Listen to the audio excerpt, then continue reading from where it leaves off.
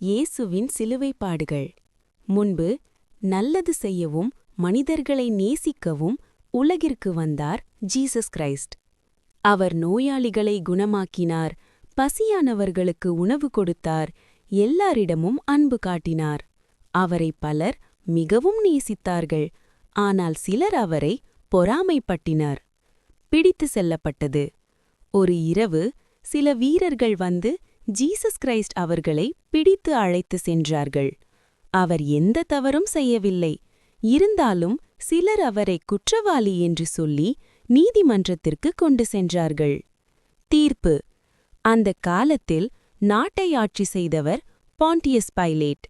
மக்கள் கூட்டம் கோபமாக அவரை சிலுவையில் அறையுங்கள் என்று கூச்சலிட்டார்கள். அதனால் பாண்டியஸ் பைலேட் அவரை சிலுவையில் அறைக்க உத்தரவு கொடுத்தார். சிலுவை சுமந்து சென்றார். பெரிய மர சிலுவையை தனது தோளில் சுமந்து கொண்டு ஜீசஸ் கிரைஸ்ட் மலை மேல் நடந்தார். அந்த இடத்தின் பெயர் கோல்கொதா. அவர் மிகவும் களைப்பாக இருந்தாலும் அமைதியாக நடந்தார். சிலுவையில் அறையப்பட்டது. அங்கே வீரர்கள் ஜீசஸ் கிரைஸ்ட் அவர்களை மர சிலுவையில் ஆணியடித்து அறைத்தார்கள். அவர் மிகவும் வேதனைப்பட்டார், ஆனால் இன்னும் மனிதர்களுக்காக பிரார்த்தித்தார்.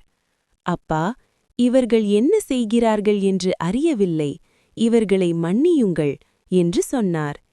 கடைசி செய்தி. கொஞ்ச நேரம் கழித்து ஜீசஸ் கிரைஸ்ட் உயிர்விட்டார்.